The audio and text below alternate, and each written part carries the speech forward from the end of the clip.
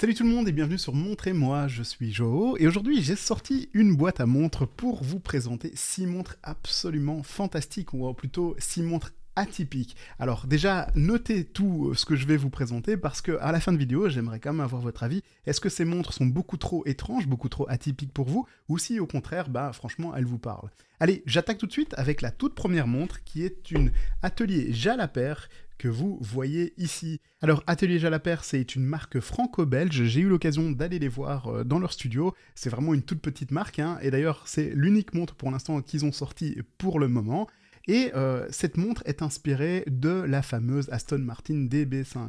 Et pas juste inspirée de l'Aston Martin DB5, comme vous pouvez voir en fait, elle a un cadran un peu particulier, ce cadran, c'est un capot de voiture de Aston Martin DB5, et je dis beaucoup Aston Martin DB5, je me rends bien compte. Donc oui, comme c'est un capot de voiture qui a été découpé, vous avez des particularités, et personne n'a le même cadran. Il y a par exemple un petit peu de patine sur celui-ci, et vous aurez un autre type de patine sur un autre.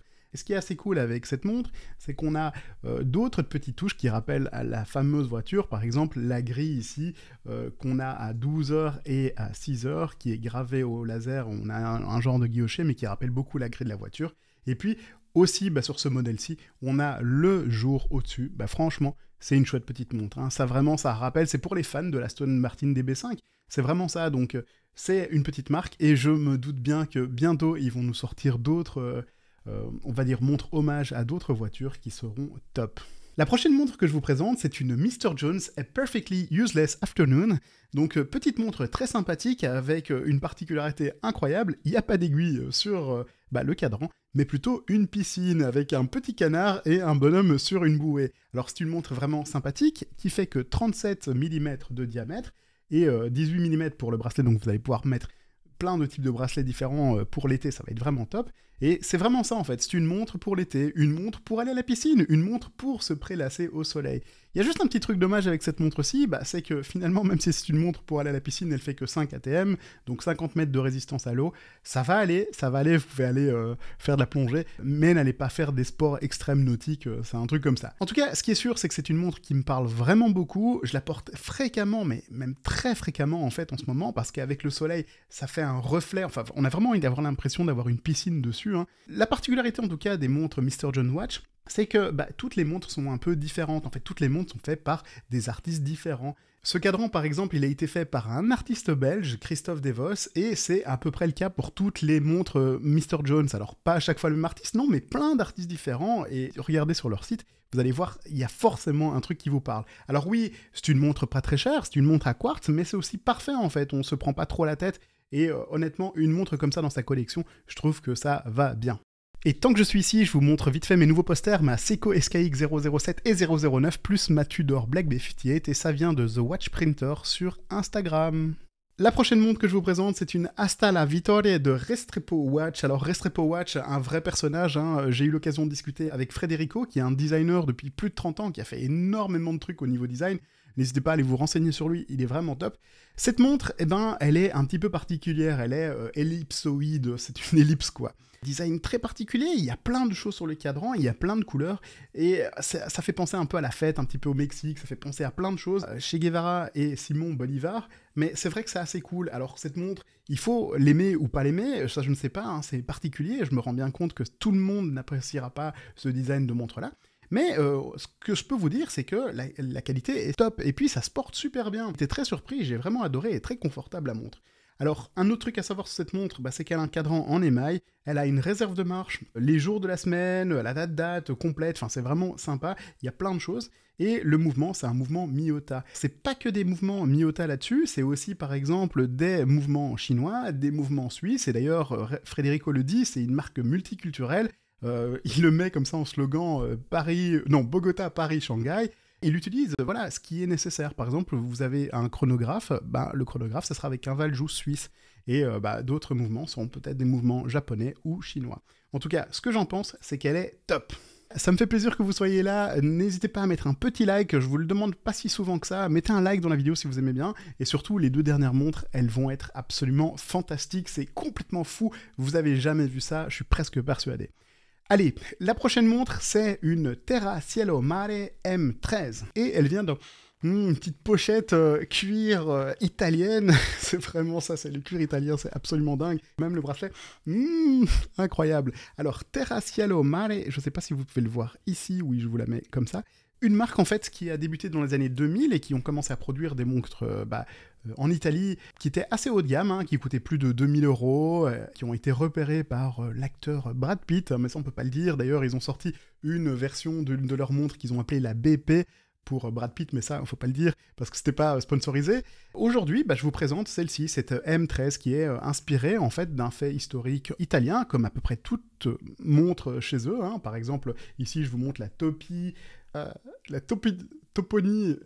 par exemple ici la Toponie Massino inspirée des Sorci Verdi, un nom, enfin une escadrille de pilotes d'avion célèbres italiennes qui a fait des compétitions de vitesse dans les années 30. Et celle-ci donc, elle est inspirée par le char d'assaut M13 italien. Alors qu'est-ce que je peux vous dire sur cette montre? Évidemment, cette montre elle a un look très militaire, très tool watch, avec surtout ces deux couronnes qui font penser à un char finalement. Franchement ça fait penser à un char, et d'ailleurs le char est là.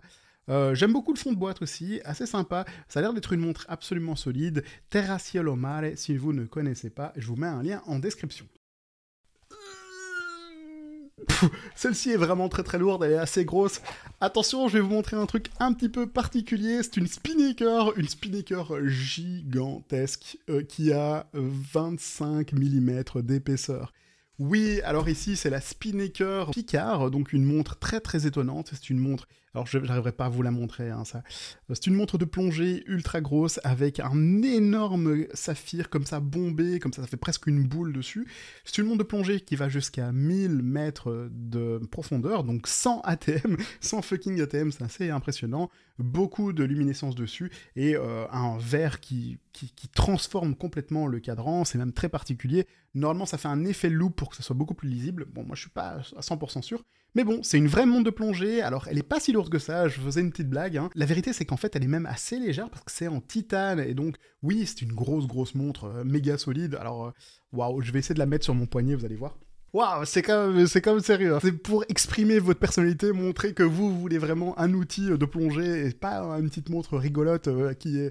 on va dire une montre de luxe. Non, ici c'est une vraie montre sérieuse de plongée, ultra bizarre j'avoue, un peu particulière. D'ailleurs on peut se demander mais qui achète ce genre de montre? Et moi je connais quelqu'un, Lionel de la chaîne Chronoflexion, donc je vous invite à aller voir sa chaîne, c'est lui qui m'a prêté cette montre là, et il a plein de montres assez incroyables, et surtout il a des vidéos intéressantes, donc n'hésitez pas à aller voir sa chaîne. Encore une fois, merci Lionel, d'ailleurs il m'a prêté celle-ci, et celle qui arrive juste après.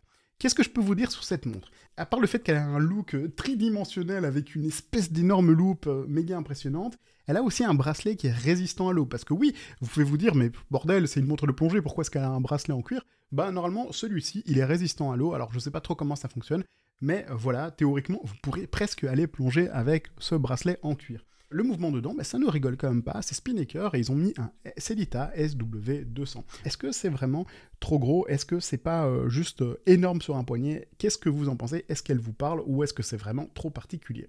Coucou! La dernière montre, c'est une Xeric Invertor. Regardez! Ça fait des folies. Oh là là, vous n'arrivez pas à le voir, évidemment.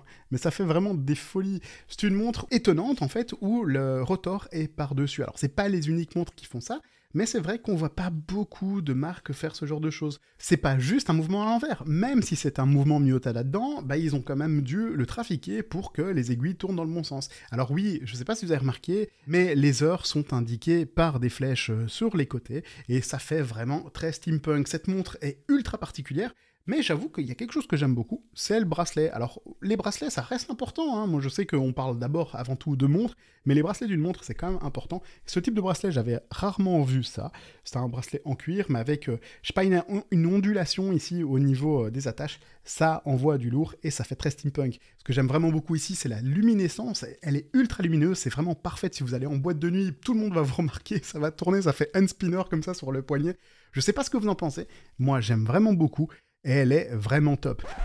Zut, désolé les gars, j'avais oublié de vous dire au revoir tout simplement, donc je vous dis au revoir. Là je pars au Portugal pour l'été, donc je sais pas si je ferai beaucoup de vidéos là-bas.